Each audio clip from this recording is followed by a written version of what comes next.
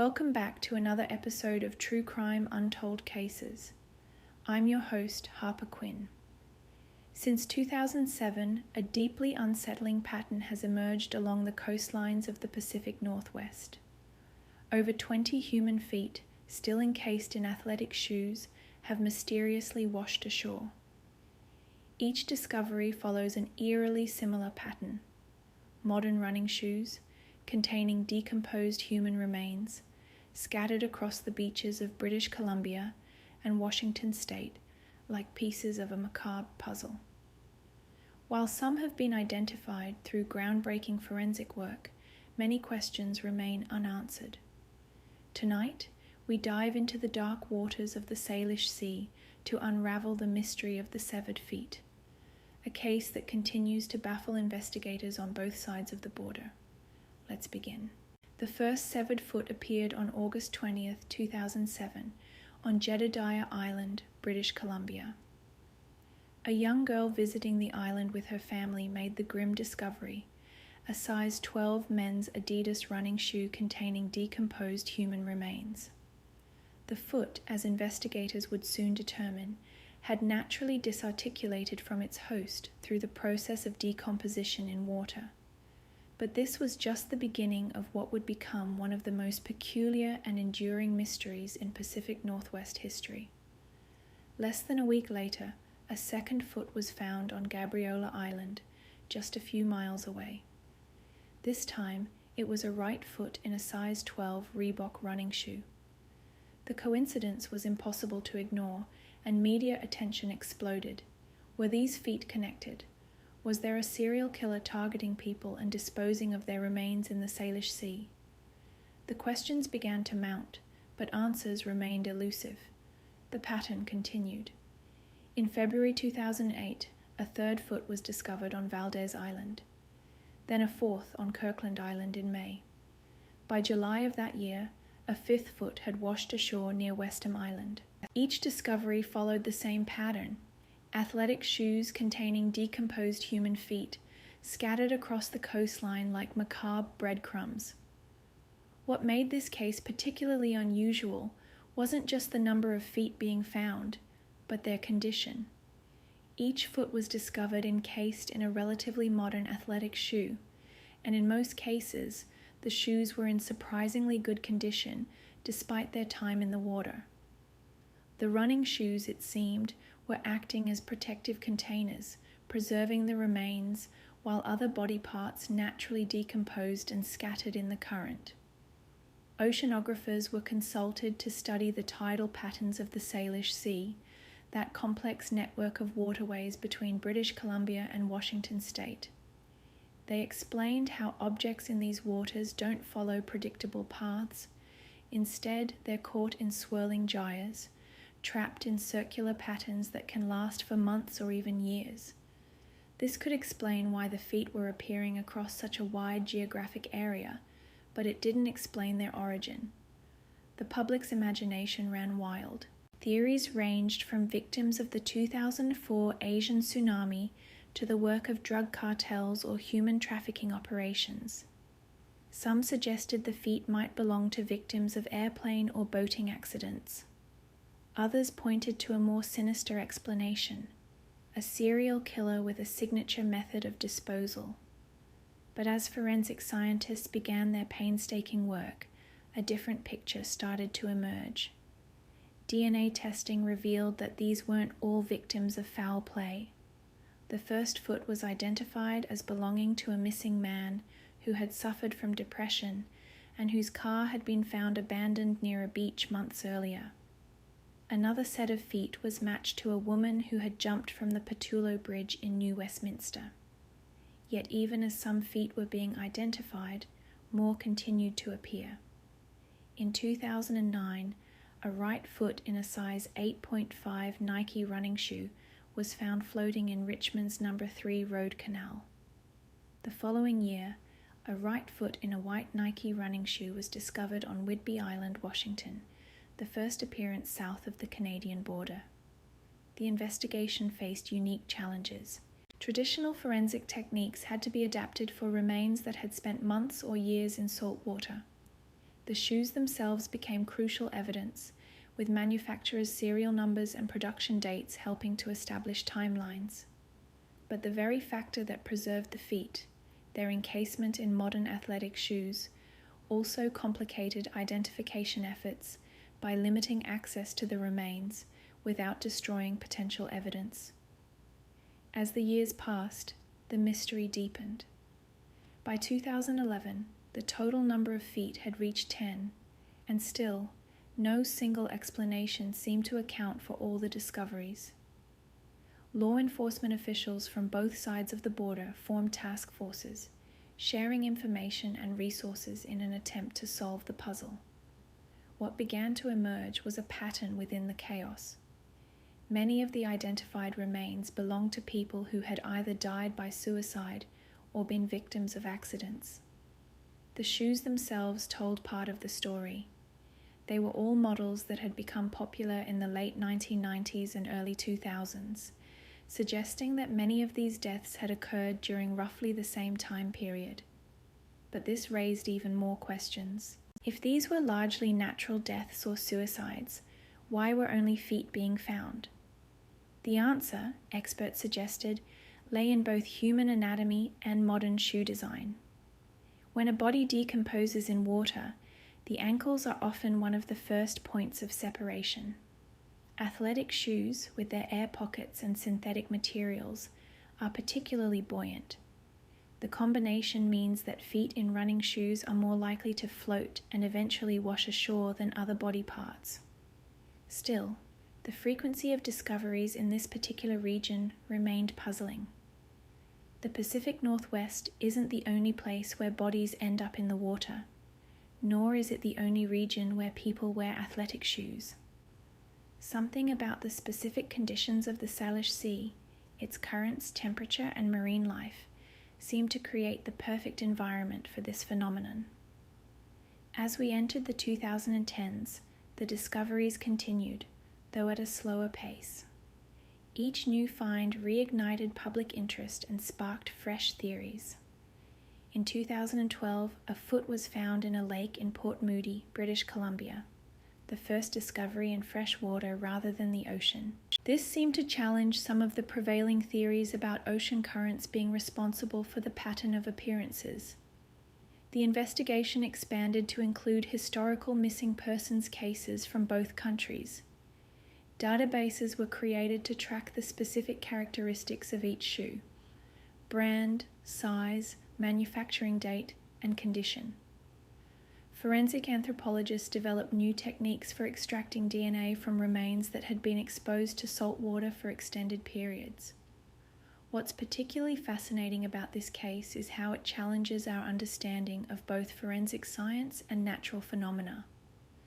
The very factors that make these discoveries possible, modern synthetic materials, specific water conditions, and human anatomy, had never combined in such a visible way before.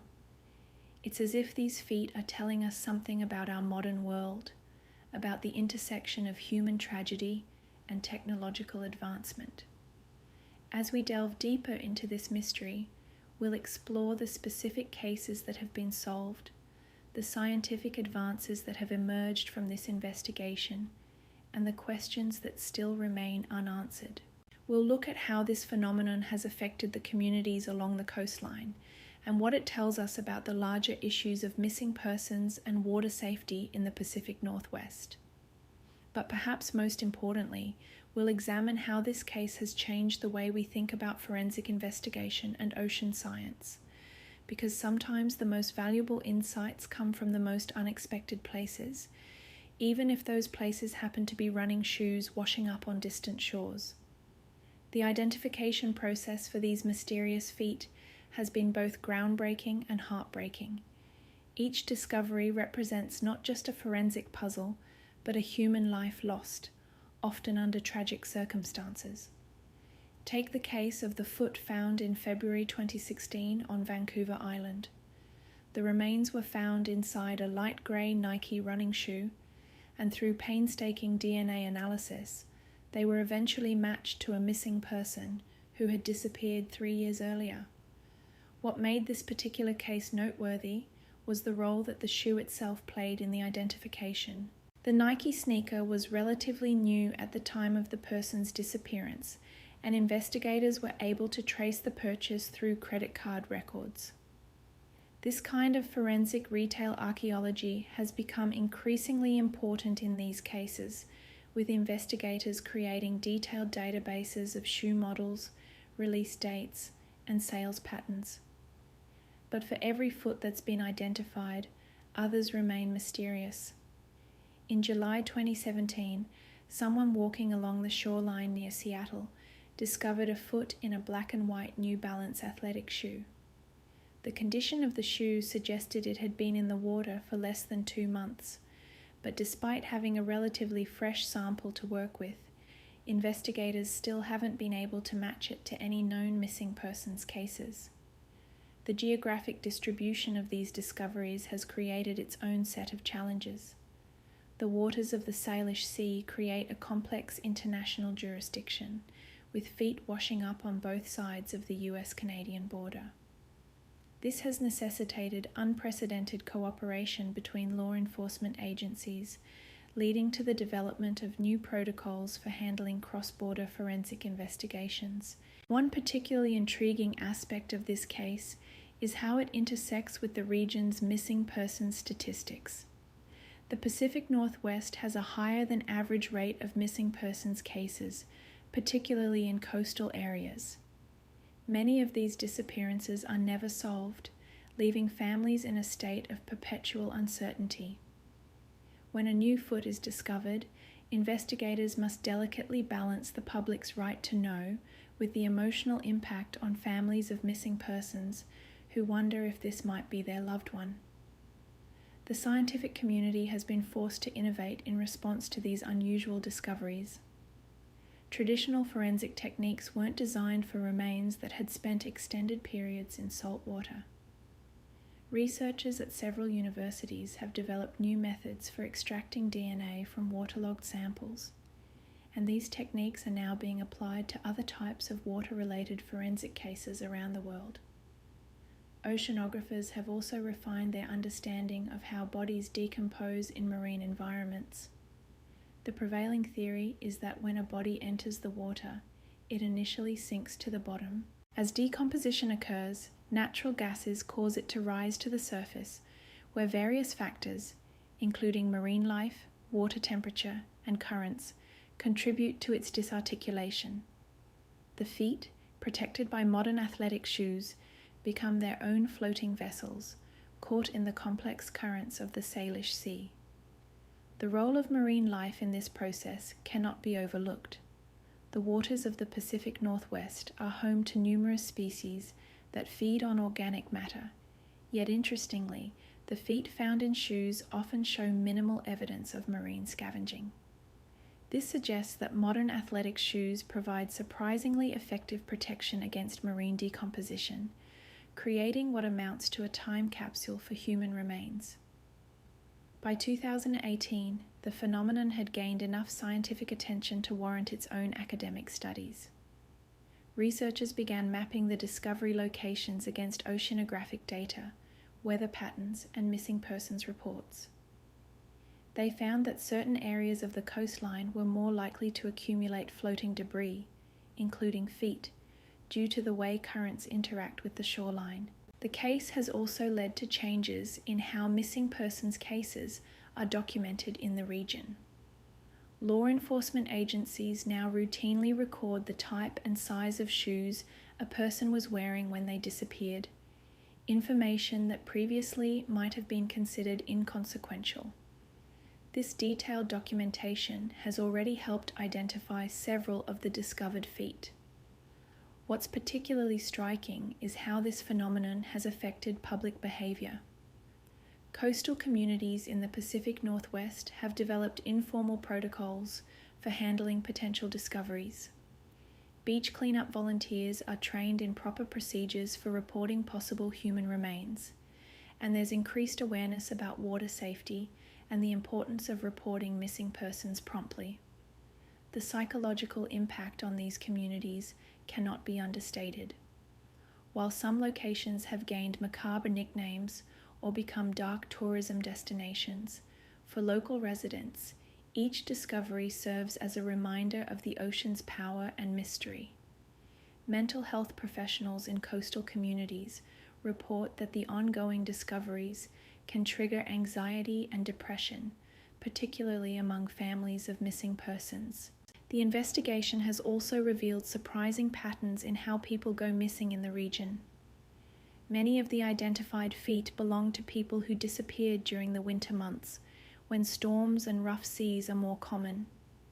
This has led to increased focus on winter water safety and the installation of additional barriers and monitoring systems on bridges and waterfront areas. Recent years have seen the implementation of new technologies in the investigation. Genetic genealogy, which combines DNA analysis with family tree research, has helped identify several previously unknown remains. Some agencies are also experimenting with predictive modeling, using artificial intelligence to analyze current patterns and predict where future discoveries might occur. The scientific community continues to grapple with the implications of this ongoing phenomenon. By 2020, with over 21 documented cases, researchers began noticing subtle patterns that had previously gone unrecognized. For instance, there appears to be a seasonal aspect to the discoveries, with more feet typically washing ashore during the winter and early spring months. This correlates with periods of stronger currents and more turbulent weather patterns in the Salish Sea. The COVID-19 pandemic added another layer of complexity to the investigation. With fewer people frequenting beaches during lockdowns, there was concern that some discoveries might be delayed or missed entirely. However, the reduced human activity also provided an unexpected opportunity for researchers to study how natural processes affect the movement of objects in these waters without the usual level of human interference. One of the most recent discoveries came in January 2022, when a foot in a hiking boot was found on a remote beach near Squamish, British Columbia. This case was notable because it deviated from the typical pattern of athletic shoes, suggesting that the phenomenon isn't limited to running shoes as previously thought. The boot's robust construction had preserved the remains remarkably well, allowing investigators to extract a complete DNA profile. The case has also led to innovations in missing persons investigations worldwide. The Pacific Northwest's database of shoe types and sizes has become a model for other coastal regions dealing with unidentified remains. Law enforcement agencies from as far away as Australia and New Zealand have consulted with local investigators to develop similar protocols for their own maritime jurisdictions. Forensic anthropologists have begun to understand how different shoe materials affect decomposition rates. The evolution of athletic shoe design over the past few decades has inadvertently created better preservation chambers for human remains. Modern running shoes, with their synthetic materials and air cushioning systems, provide an almost perfect environment for preserving DNA-viable tissue, even after extended periods in water. The phenomenon has also highlighted the role of citizen scientists in forensic investigations. Local beachcombers and environmental groups have developed expertise in identifying potential human remains, and their observations have contributed valuable data to the ongoing research. Some community organizations now maintain their own databases of coastal debris patterns, helping investigators understand how objects move through these waters. Perhaps most significantly, this case has changed how we think about missing persons investigations in coastal areas. The traditional assumption that water-related disappearances leave little evidence to work with has been challenged. Instead, investigators now understand that modern materials and specific environmental conditions can preserve crucial evidence in unexpected ways. The psychological impact continues to evolve as well. Support groups have formed specifically for families of missing persons in coastal areas, providing not just emotional support, but also practical advice about dealing with the uncertainty of water-related disappearances.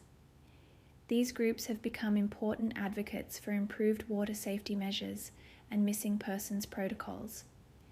As we look to the future, the severed feet mystery of the Pacific Northwest remains partially unsolved.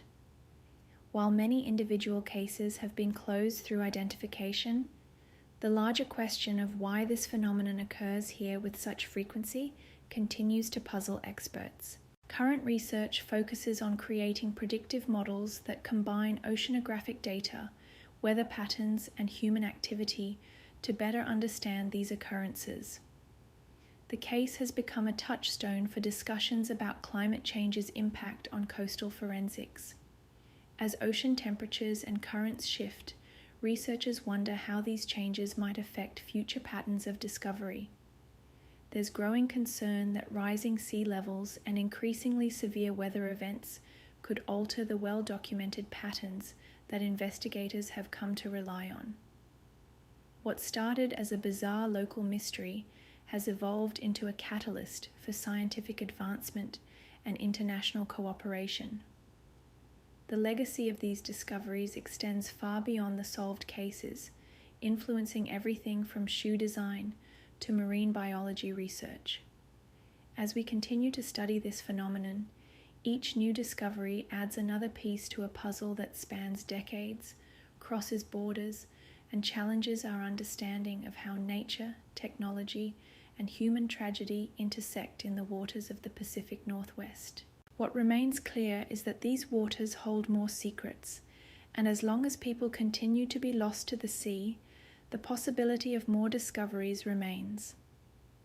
The scientific and law enforcement communities stand ready, armed with new knowledge and techniques developed through years of studying this unique phenomenon, waiting for the next discovery to wash ashore and add another chapter to this ongoing mystery.